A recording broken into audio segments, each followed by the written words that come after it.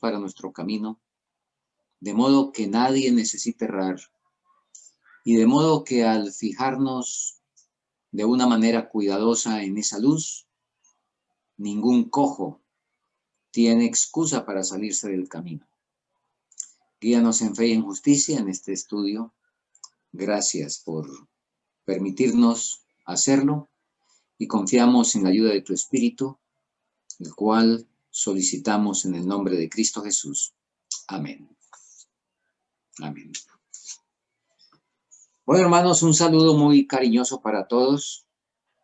Es un placer verles. Hace 15 días no nos conectábamos. Estuve en el campo en una correría en lugares difíciles de señal y por esa razón tuvimos que posponer el estudio del domingo pasado. Pero aquí estamos nuevamente y confiamos que podremos pasar unos minutos benéficos en torno a la palabra del Señor. No olviden que esto no es un sermón. Entonces, en algún momento pueden opinar, pueden preguntar, en fin. Muy bien. Dentro del marco de la controversia religiosa se encuentra el asunto de la naturaleza del Hijo. Hoy miraremos solamente la parte divina de él. Seguiremos dentro de 8 días. Será un estudio sin duda más extenso cuando hablemos de la naturaleza humana de Cristo. Pero vamos a empezar y yo sé que en general nosotros todos sabemos los conceptos. Aquí estamos tratando de ahondarlos. De modo que lo que vamos a estudiar en gran medida no es nada nuevo, sé que lo conocen, pero, insisto, hay que sustentarlo de la mejor manera posible.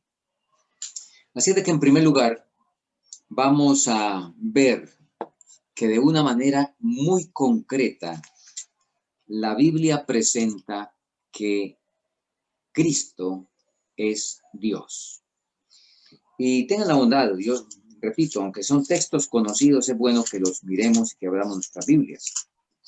San Juan capítulo 1, versículos 1 y 2. En el principio era el Verbo era con Dios y el Verbo era Dios. Otras versiones traducen era la palabra, que es un sentido más preciso quizá en el griego.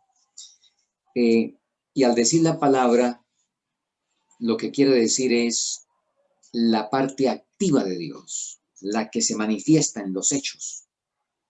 En el principio. ¿Cuándo es el principio? Bueno, nosotros no tenemos mente para entrar en ese principio, solamente ahí está esa expresión bíblica y debemos aceptarla por fe. Ahora, en Hebreos el capítulo 1 y el versículo 8, leemos también lo siguiente. Mas al Hijo dice, nótese, al Hijo dice, tu trono, oh Dios, por siempre jamás, vara de equidad es el cetro de tu reino. Mas al Hijo dice, tu trono, oh Dios, está hablando al Hijo, tu trono, oh Dios, permanece para siempre. Y un texto más, en 2 de Pedro, capítulo 1, y el versículo 1, el apóstol comienza la epístola diciendo lo siguiente. Simón Pedro, siervo y apóstol de Jesucristo, a los que habéis alcanzado fe igualmente preciosa con nosotros, por la justicia de nuestro Dios y Salvador Jesucristo. Nuestro Salvador es Dios, nuestro Dios y Salvador. No son dos personajes que está diciendo aquí Pedro, es el mismo personaje. Nuestro Dios, en otras palabras, nuestro Dios, el Salvador, Jesucristo. Muy bien. Así es que la Biblia es clara en relación con eso. Ahora, hay otros detalles que en este mismo sentido debemos precisar para apuntalar este asunto bien. Nosotros encontramos, ya leímos Juan 1:1, donde dice, en el principio era el verbo y el verbo era Dios. Ahora, en Juan 6, digo mejor, en Juan 8:58. San Juan 8:58, y debemos tomar el tiempo para buscar cada texto. Leemos lo siguiente. Jesús les dijo, de cierto os digo, antes que Abraham fuese, yo soy. Sin duda ustedes recuerdan el incidente. Jesús está hablando de la verdad, de la cual él mismo dijo en otra ocasión, yo soy la verdad. Está hablando a los judíos, están ahí los fariseos, están los dignatarios del templo, los que están buscando su condenación de alguna manera. Ellos se declaran que hijos de Abraham, etc. Y ahora Jesús les dice, Abraham vuestro padre se regocijó en ver mi día y lo vio y se gozó. Interesante. Le dijeron entonces los judíos, ¿aún no tienes 50 años y has visto a Abraham? Y ahora viene la respuesta de Jesús. De cierto os digo, antes que Abraham fuese, yo soy. Cuando leemos ahí de una manera, diríamos, un poco superficial, pues no le vemos mucho problema en que haya dicho antes de Abraham yo soy.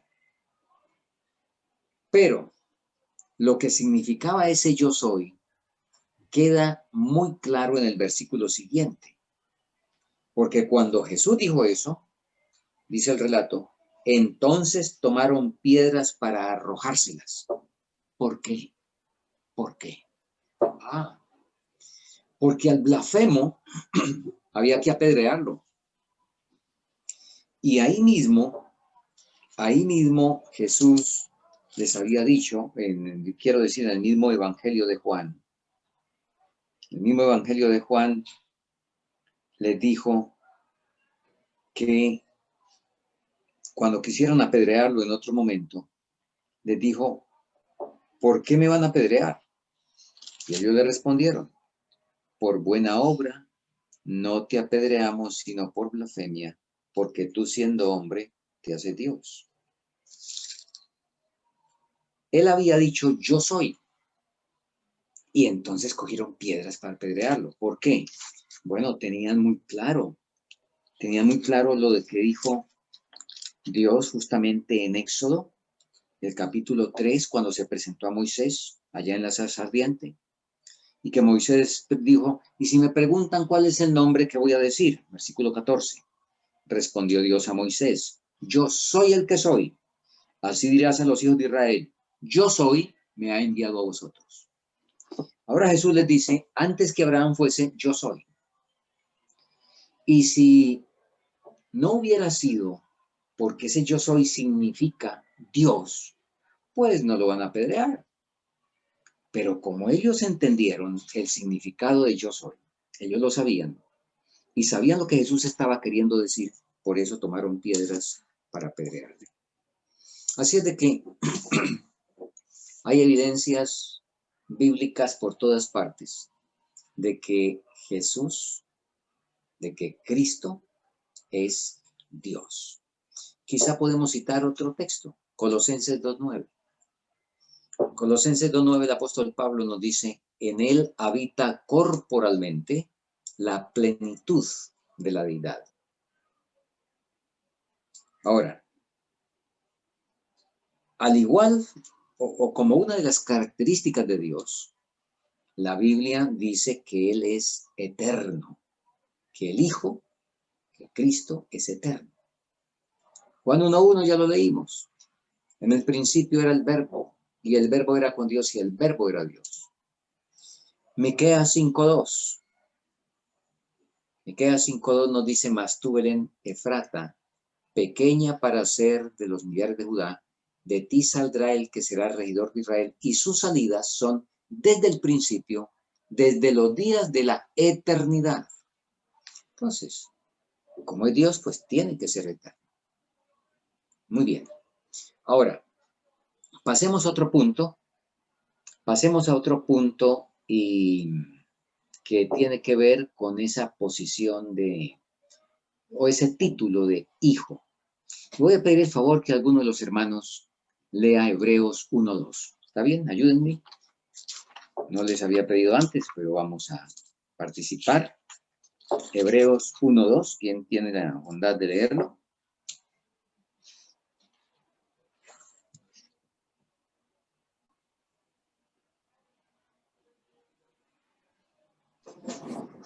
Dice la palabra de Dios así en Hebreos capítulo 1, verso 2. En estos postreros días nos ha hablado por el Hijo, a quien constituyó heredero del todo y por quien asimismo se hizo el universo. Muy bien. Ahí dice que Dios, y el versículo 1 nos dice, habiendo hablado muchas veces y de muchas maneras, en estos postreros tiempos, en estos postreros días en los que Pablo estaba, nos ha hablado por su Hijo, a quien constituyó heredero de todo y por quien asimismo hizo el universo. Así es de que encontramos aquí ahora una relación padre-hijo. Y esa relación cumple varios propósitos. En primer lugar, para indicar dos personas distintas. Y esto refuerza nuestros estudios anteriores. Dos personas distintas. Pero también para caracterizar la relación especial entre ellos. Una relación muy especial. Y vamos a apuntalar eso. Otro hermano, quizá, o nuestro amigo hermano Fernando, ¿verdad? ¿Y Fernando? Sí, Pastor Fernando. Muy bien, qué gusto el hermano. El Entonces, gusto mío, Pastor, gracias. San Juan 1:18. San Juan 1:18.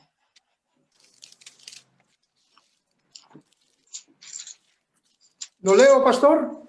Sí, cómo no, hermano, gracias. Dice, a Dios nadie le vio jamás. El unigénito Hijo que está en el seno del Padre, Él le ha dado a conocer. Amén. Muy bien. Ahora, interesante. Este texto, igual que Mateo 11:27, nos muestran una relación íntima entre ellos que otros no tienen, pues también la tiene, por supuesto, el Espíritu Santo, pero fuera de eso, no. En Mateo 11:27, y vamos a leerlo, Mateo 11:27 nos confirma esa relación especial. Lo voy a leer yo. Dice así: todas las cosas me son entregadas por mi Padre, y nadie conoce al Hijo sino el Padre, y nadie conoce al Padre sino el Hijo, y aquel a quien el Hijo lo quisiere revelar. Esto es algo de paso muy interesante y tiene que ver con la verdad. Nosotros podemos conocer la doctrina, y déjenme colocar este concepto, hermanos. Estamos estudiando nosotros la doctrina, y la doctrina correcta por la bondad y la misericordia del Señor. Pero la verdad solo viene por medio de Jesucristo, de una relación íntima. El asunto de la verdad tiene un elemento que, por así decirlo, excede o va más allá de la doctrina. Y eso, volviendo al mismo Juan, fíjese, el versículo 17. La ley por Moisés fue dada, pero la gracia y la verdad vinieron por medio de Jesucristo. Nosotros estamos estudiando en la ley. ¿Sí? La doctrina correcta es la ley. Pero la gracia y la verdad, cada hermano tiene el deber y el privilegio de que se siente a los pies de Jesús para que reciba de él directamente la gracia y la verdad. Porque como leímos en Mateo 11, nadie conoció al Padre sino el Hijo, y otro más, aquel a quien el Hijo lo quiera revelar. Y por supuesto el Hijo lo quiere revelar a todos, pero no todos entran en la relación que permite al Hijo darles esa revelación. Muy bien. Ahora, hay algunas cosas que debemos empezar a dilucidar. Nótese que estamos hablando de una relación padre-hijo. Se comete un tremendo error cuando tomamos nosotros nuestra condición humana y esa biología padre e hijo que nosotros tenemos, tratamos de transportarla a Dios. Nos salimos ahí de los cauces. Y de hecho, en la teología católica hay una aberración, que no tiene nombre, donde dice que el Padre se copuló a sí mismo y entonces dio origen al Hijo.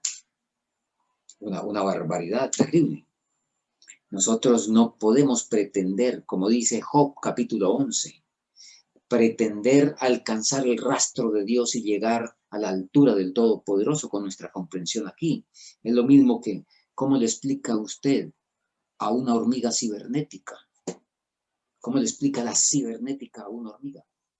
Entonces, nosotros pretender que vamos a entender plenamente a Dios, pues estamos entrando en un plano propio de insensatez.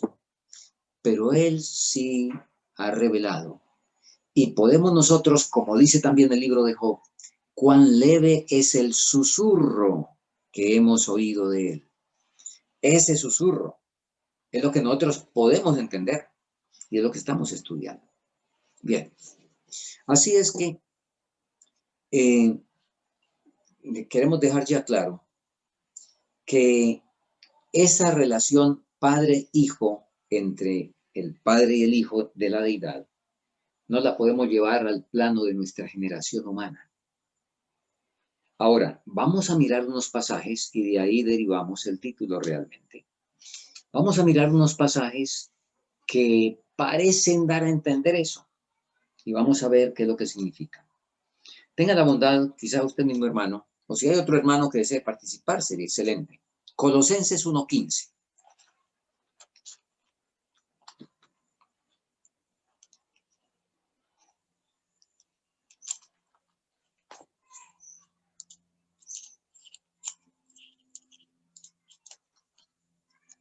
Colosenses 1:15. Y léalo, hermano, entonces, hermano Fernando. Colosenses 1:15 dice la palabra del Señor. Él es la imagen del Dios invisible, el primogénito de toda creación. Amén. Muy bien, aquí usa la palabra primogénito. Y no es el único texto que dice primogénito. En Romanos 8:29 también nos dice que Él es el primogénito, y vamos a leerlo, Romanos 8:29.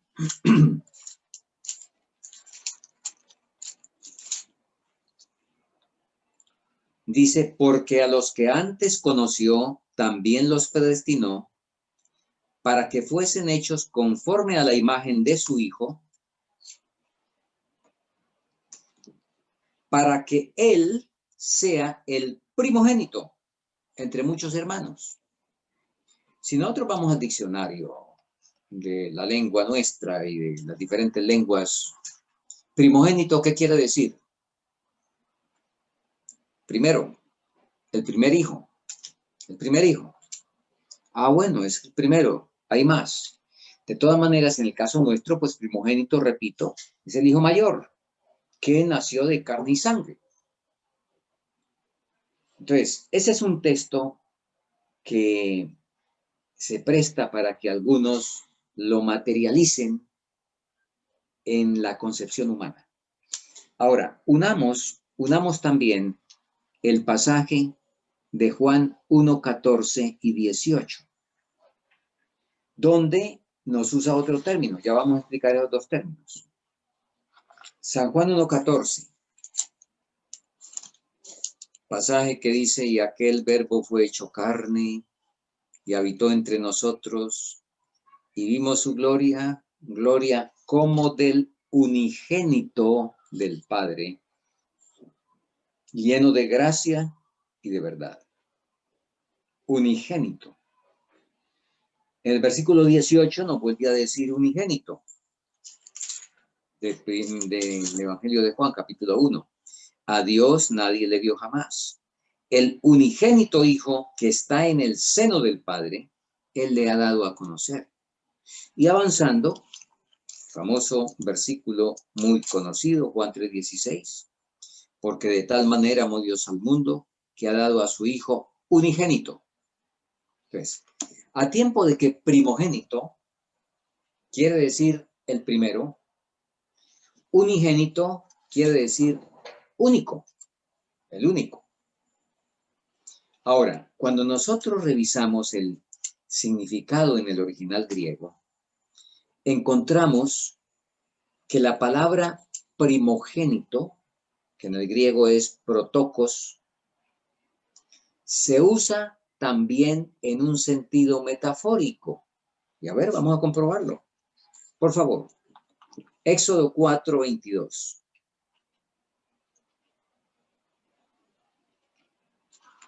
Éxodo 4:22.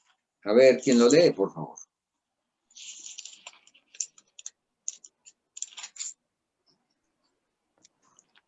Sí, leo, pastor. Adelante, hermano. 22. Sí, cómo no. A su vez, Sila dio a luz a Tubal, Caín, artífice de todo instrumento cortante de bronce y de hierro, y a la Disculpe, hermana. hermana. Disculpe, dije Génesis, me equivoqué. Es Éxodo. Éxodo 4:22, digo, pastor. Sí, ok, Ay, entonces. hermano. Ok, sí. Sí, Éxodo, cómo no, hermano. adelante. Dice así en Éxodo 4:22, y dirás a Faraón, Jehová ha dicho así, Israel es mi hijo, mi primogénito. Muy Amén. bien.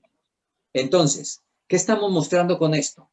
Fíjese, dice, Israel es mi hijo, mi primogénito. Desde el punto de vista humano, ¿eso fue cierto? ¿Eso es cierto? No es cierto. El pueblo de Israel no fue ningún primogénito de Dios, de Jehová, hablando en el plano como entendemos primariamente la palabra, ¿correcto? Entonces, estamos demostrando que esa palabra primogénito se usa también en sentido metafórico, como en este caso. Y otro texto que prueba esto mismo es el Salmo, el Salmo 89, creo que es, voy a comprobarlo. Salmo 89.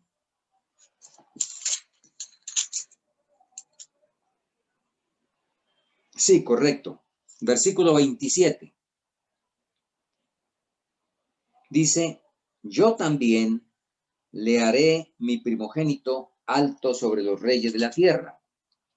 Este es un salmo que de manera primaria se está aplicando, y si nosotros leemos un poco atrás, encontramos que en estos versículos se está aplicando a David.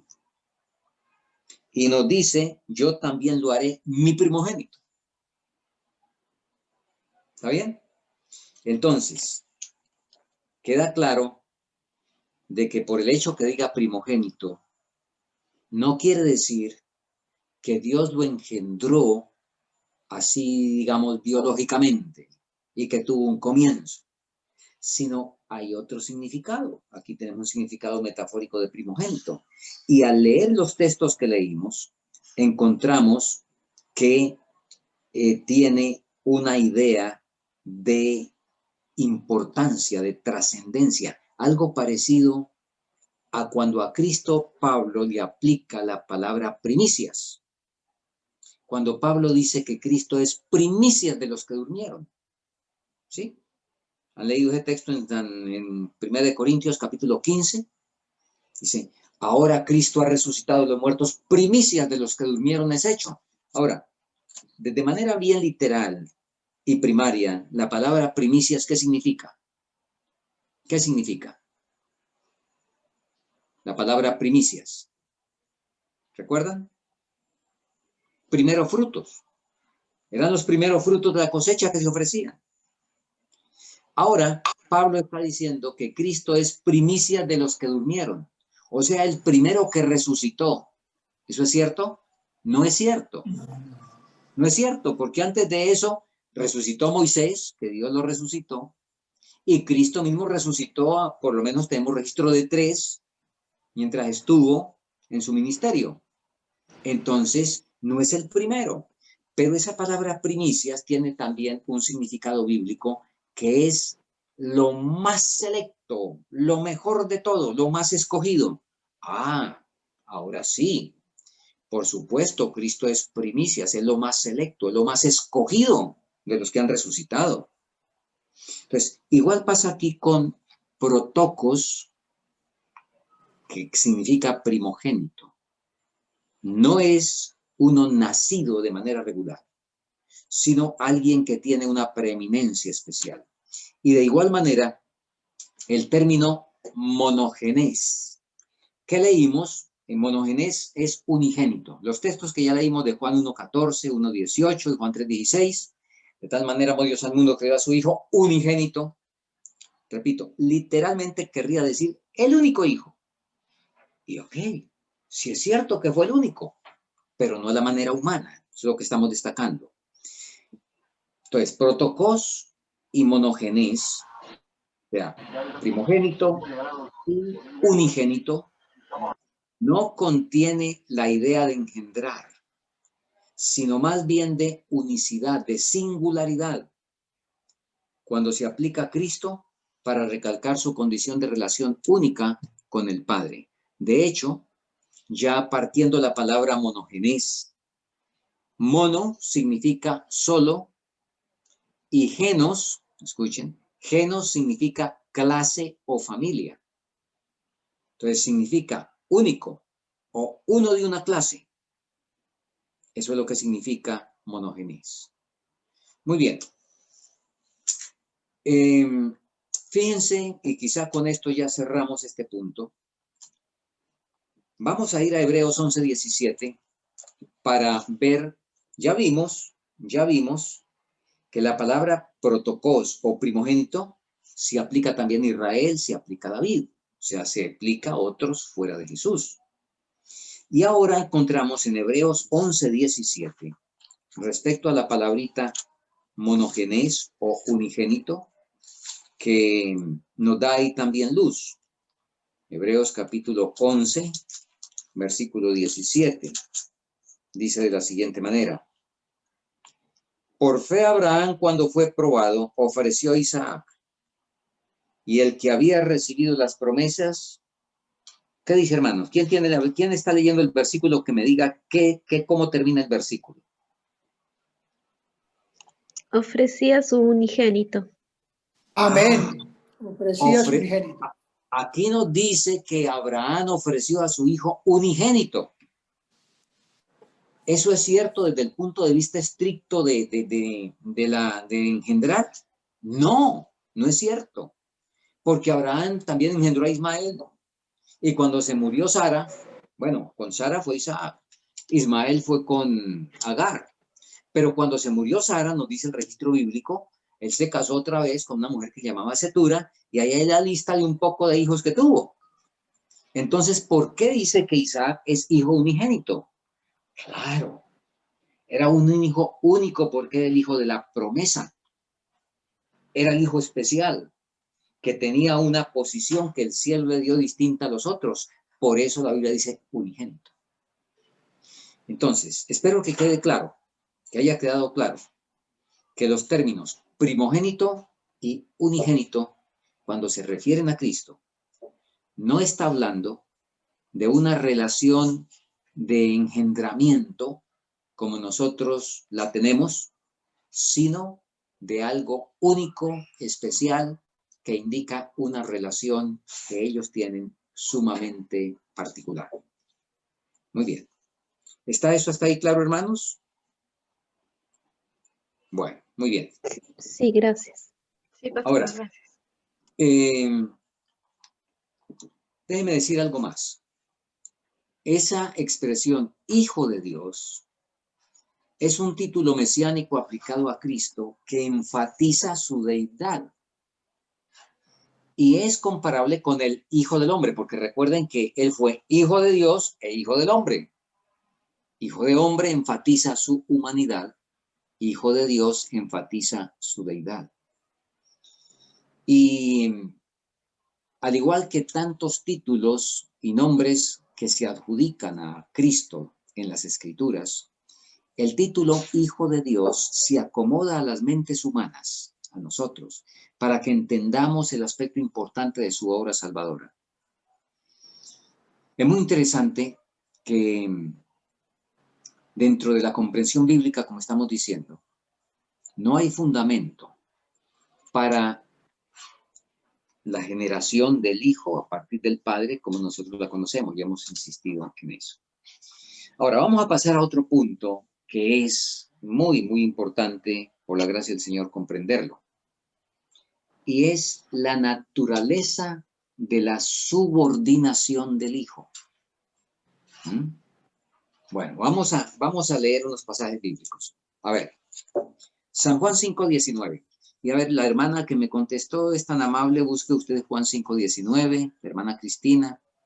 Entonces el hermano busque por favor San Juan 8:28. Y vamos a empezar leyendo esos pasajes. Bien. Cuando lo tenga hermana Sí. Cristina, puede leerlo. Juan 5:19. Sí, pastor, buenas noches. Dice, respondió entonces Jesús y les dijo, de cierto os digo, no puede el Hijo hacer nada por sí mismo, sino lo que ve hacer al Padre, porque todo lo que el Padre hace, también lo hace el Hijo igualmente. Muy bien. Aquí encontramos una subordinación, ¿verdad? Un sometimiento. Y bueno, podemos pensar, y tenemos razón, de que esto ocurrió en la encarnación. Pero vamos a seguir leyendo a ver qué descubrimos. A ver, hermano, Juan 8:28. Dice San Juan 8:28.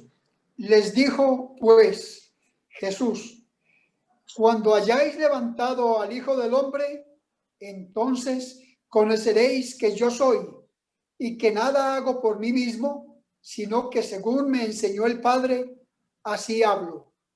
Muy bien. Aquí destaca dos cosas. En primer lugar, la misma expresión que la hermana leyó en San Juan 5:19, donde dice, el Hijo no puede hacer nada por sí mismo. Aquí dice, no hago nada por mí mismo, pero aunque ese no hago nada por mí mismo involucra todo, sin embargo, ahora entra a detallar y dice, sino que según me enseñó el Padre, así hablo. Entonces, no habla lo que él piensa, lo que él quiere, sino según le enseñó el Padre. Y esta expresión de que habla él lo que el Padre le da, además de este versículo, lo encontramos también en Juan 12:50 y en Juan 15:15, donde nos dicen esos versículos también de que él habla lo que el Padre le da que hable. Muy bien. Y en otros términos, también ilustra Jesús lo mismo. Hermana Cristina, por favor, San Juan 14:31. San Juan 14:31. A ver, sí.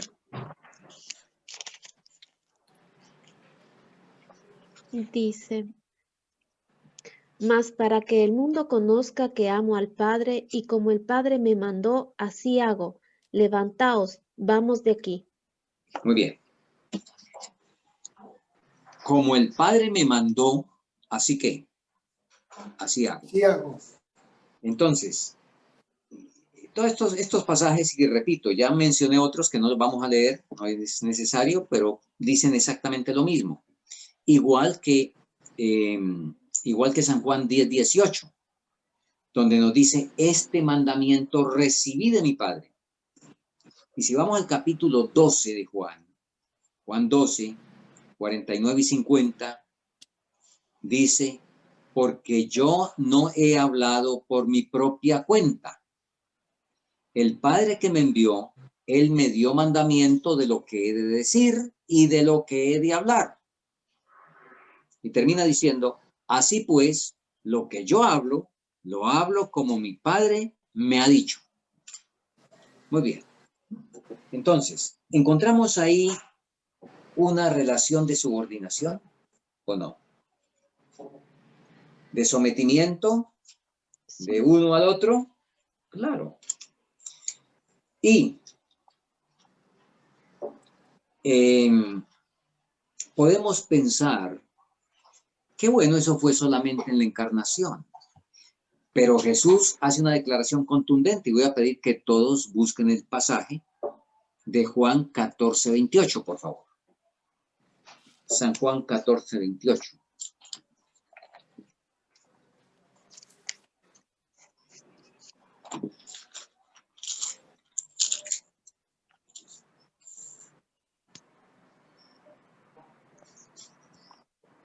Muy bien, hermano, por favor. Hermano Fernando. Gracias, pastor. Dice la palabra del Señor. Habéis oído que yo os he dicho, voy y vengo a vosotros. Si me amarais, os habríais regocijado, porque he dicho que voy al Padre, porque el Padre mayor es que yo. Amén. ¿Qué les parece? Jesús dijo, mi Padre mayor es que yo. Pregunto, ¿será que se está refiriendo aquí al hecho o a la naturaleza humana que Cristo tenía? Necesitaba, hablando como humano, si estuviera refiriéndose a su naturaleza humana, cuando la misma Biblia, y vamos a verlo luego, cuando Cristo fue hecho un poco menor que los ángeles, igual que nosotros, de acuerdo al Salmo 8.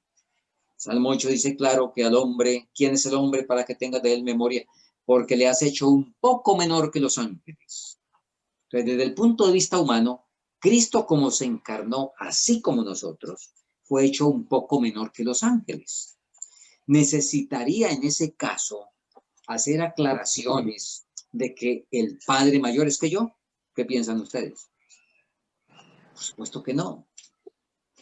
Esta declaración, el Padre es que mayor es que yo, indudablemente presenta un aspecto de subordinación a nivel allá del mando del universo, a nivel de la deidad. Una subordinación que nosotros sabemos fue una subordinación voluntaria del Hijo al Padre. El Padre mayor es que yo. Entonces, estos textos, como estamos insistiendo, presentan claramente eso. Ahora, aclaro lo siguiente, y espero que aquí, bueno, sé que todos estamos atentos. Esta subordinación no debe entenderse en el sentido ontológico. No sé si conocemos todos esa palabrita. Ontológico, eso tiene que ver con los seres, con la esencia de los seres. En otras palabras, no quiere decir que el Hijo sea de una esencia distinta al Padre, que el Hijo sea, como predican algunos, un Dios, pero no Dios, sino un Dios inferior al Padre. No, en esencia no, no en el sentido ontológico, sino que la idea bíblica de la subordinación del Hijo al Padre no pertenece, repito, a la estructura interna de la deidad, de la realidad divina, sino a la esfera que se toma en cumplimiento del plan de salvación y de lo que tiene que ver con el manejo de las criaturas. Muy bien. Amén. Amén.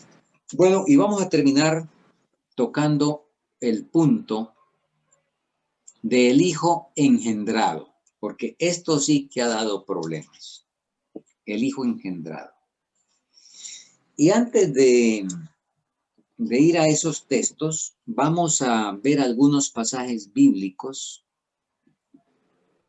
que nos hablan o nos muestran los usos bíblicos de esa palabrita engendrar. Por favor, Salmo 92.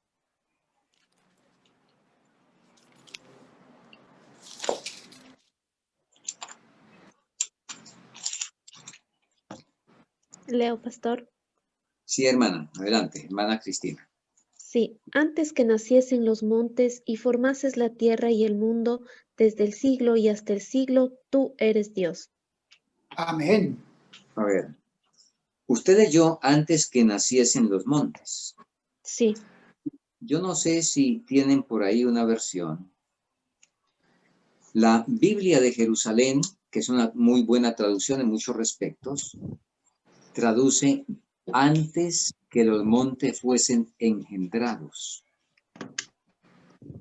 Y está correcta esa traducción. Está correcto traducir engendrados o que naciesen los montes, que apareciesen por el mandato divino, sabemos, ¿sí? Pero el sentido más literal del original en este caso es antes que los montes fuesen engendrados. ¿Notamos? ¿Y cómo así? ¿Quién engendra los montes y cómo se engendran? Bueno, son las expresiones bíblicas que nosotros debemos entender para captar plenamente el sentido en cada contexto. Ahora, el engendramiento, hay otro engendramiento, y es el que dice Juan 1:13. Por favor, San Juan 1:13.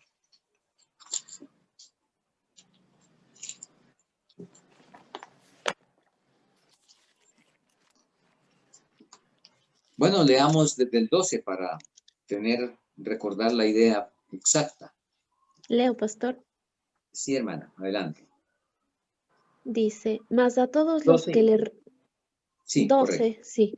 Mas a todos los que le recibieron, a los que creen en su nombre, les dio potestad de ser hechos hijos de Dios, los cuales no son engendrados de sangre, ni de voluntad de carne, ni de voluntad de varón, sino de Dios. Muy bien. Entonces, fíjense, ya vamos con 2 engendramientos, ¿sí o no? Vamos con el engendramiento de los montes, Salmo 92. Los montes que fueron engendrados. Y ahora tenemos aquí un engendramiento, no como el que hacemos el papá y la mamá, los esposos, no como el engendramiento que hacen los esposos, que ahí lo aclara bien. No son engendrados de sangre, ni de voluntad de carne, ni de voluntad de varón, sino son engendrados ¿por quién? ¿Por quién? Por Dios. Ah, así que estos son diversos usos bíblicos y vamos a otro. Primera de Corintios 4:15. Y usted, hermano Fernando, por favor, léanos Primera de Corintios 4:15.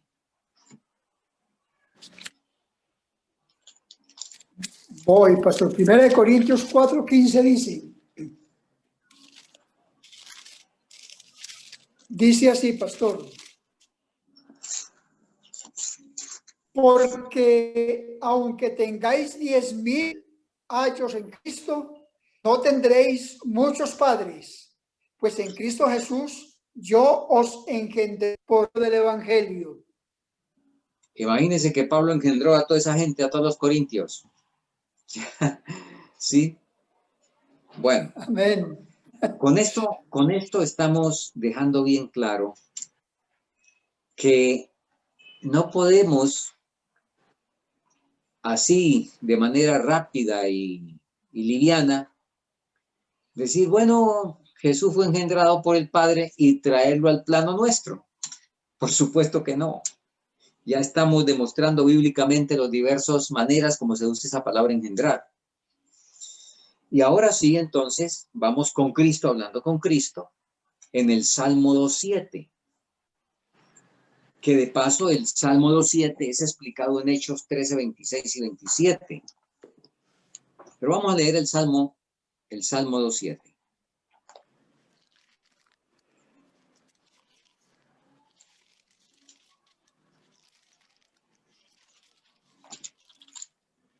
Leo, pastor. Adelante, hermano. Dice el Salmo 2:7. Yo publicaré el decreto, Jehová me ha dicho, mi hijo eres tú, yo te engendré hoy. Muy bien. Yo publicaré el decreto.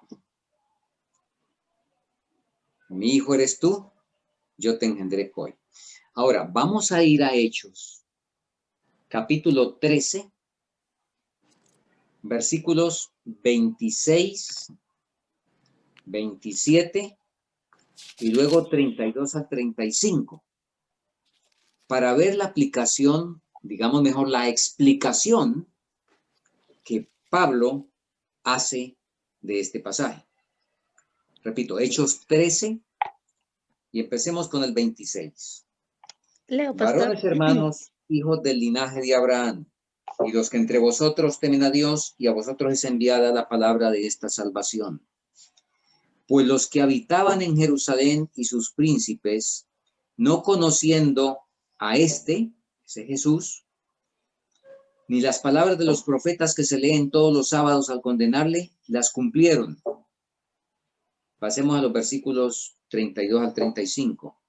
Y nosotros os anunciamos el evangelio de aquella promesa que fue hecha a nuestros padres, la cual Dios ha cumplido a los hijos de ellos, a nosotros, resucitando a Jesús, como también en el Salmo 2 está escrito: mi hijo eres tú, yo te he engendrado hoy. Y que le resucitó de los muertos para nunca más volver a corrupción, lo dijo así: os daré las misericordias fieles de David. Por eso dice también en otro salmo: no permitirás que tu santo vea corrupción. ¿Qué está diciendo aquí Pablo? Pablo está hablando del engendramiento físico que tuvo Jesús al encarnarse. Está hablando de eso. Y, por supuesto, ¿quién fue, escuchen bien, quién fue el padre de la humanidad de Jesús? Hablando biológicamente. ¿La madre quién fue? María. María. ¿Y quién fue el padre? José, biológicamente. El Espíritu Santo. Bueno, no, hermano, biológicamente no fue José. José fue el padre sustituto, ¿verdad? Sí, perdón, sí. Sí, correcto. Bien, tranquilo, hermano. Fíjese, y vamos a leer este pasaje con reverencia. En San Lucas capítulo 1, cuando el ángel le dice que va a quedar embarazada y que el santo ser que nacerá sea llamado Hijo de Dios, María entonces pregunta y dice, versículo 34, Lucas 1. Entonces María dijo al ángel: ¿cómo será esto? Pues no conozco varón. Versículo 35. Respondiendo el ángel le dijo: el Espíritu Santo vendrá sobre ti y el poder del Altísimo te cubrirá con su sombra.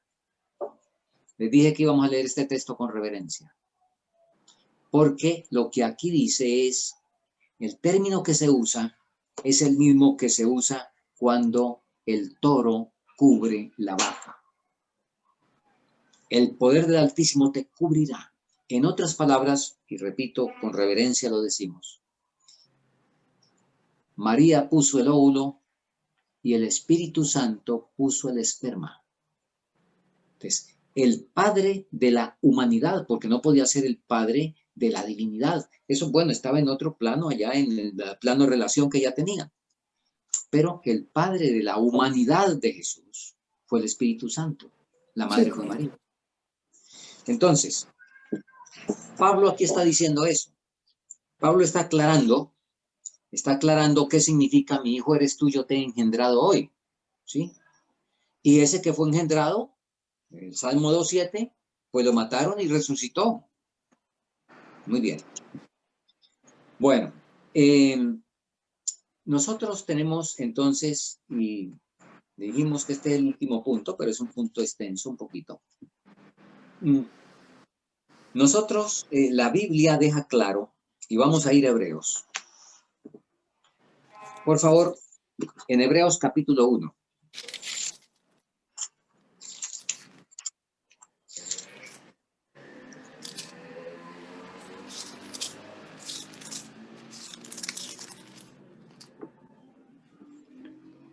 Hebreos capítulo 1, y ya leímos el versículo 2, bueno, donde empieza diciendo: Dios, habiendo hablado muchas veces, de muchas maneras, en otro tiempo a los padres por los profetas, en estos postreros días nos ha hablado por su Hijo, a quien constituyó heredero de todo y por quien asimismo hizo el universo, el cual, siendo el resplandor de su gloria y la misma imagen de su sustancia, en otras palabras diciendo, siendo Dios, totalmente Dios, eso es lo que quiere decir ese versículo, y habiendo quien sustenta todas las cosas por la palabra de su poder, etcétera, hecho tanto más superior que los ángeles, cuanto heredó más excelente nombre que ellos.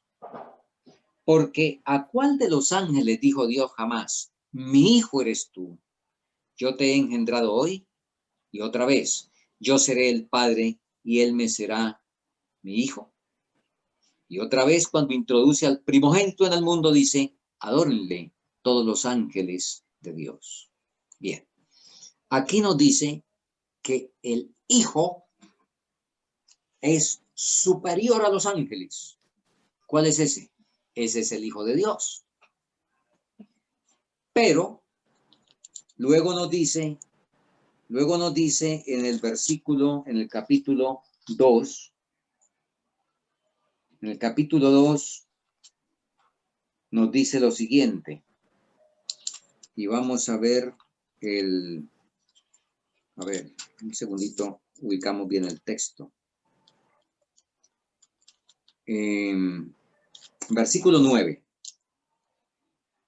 Versículo 9, de mismo Hebreos, capítulo, en este caso, ya el capítulo 2. Capítulo 1 dice, vemos a Jesús que fue hecho mayor que los ángeles. ¿A cuál de los ángeles Dios le dijo, mi hijo eres tú? Ahora el versículo 9 del capítulo 2 nos dice, pero vemos a Jesús coronado de gloria y de honra, el cual fue hecho un poco menor que los ángeles. ¿De qué está hablando ahí? ¿De qué está hablando ahí? ¿Cuándo? ¿Cuándo fue que ese hijo superior a los ángeles fue hecho menor que los ángeles? Al nacer de María. Cuando nació. Cuando se encarnó. Claro, cuando se encarnó sencillamente. Por cuanto los hijos participaron de carne y sangre, era necesario que él participase de lo mismo. Cuando se encarnó, fue hecho menor que los ángeles. Muy bien. Así es de que terminemos diciendo que el que así fue engendrado es el hijo de María, vivió 33 años aquí en la tierra, pero al mismo tiempo es el Hijo de Dios. Y es muy interesante que el libro de Hebreos, que se dedica especialmente a ilustrarnos sobre el santuario y la obra sumo sacerdotal de Cristo, nos dice que Cristo es sumo sacerdote para siempre, según el orden de ¿quién? De Melquisedec. Y de Melquisedec nos dice ahí mismo en Hebreos. En Hebreos nos dice que Melquisedec es sin padre, sin madre y sin genealogía. A ver, ¿cómo así? Entonces, ¿quién era Melquisedec? En el Antiguo Testamento decía el cual Abraham le dio los diezmos, que salió a recibirlo después de la derrota de los elamitas que se llevaron a Job, a Lot, etc. ¿Cómo así? ¿Es que ese Melquisedec no tenía ni padre, ni madre, ni linaje? Claro que sí tenía, pero en la Biblia, y miren lo interesante, no aparece registro en la Biblia de Melquisedec para nada, sino aparece. Dice sacerdote del Dios Altísimo, y aparece en un acto con Abraham y desaparece y no sabemos más de él. Ni cómo apareció ni cómo desapareció.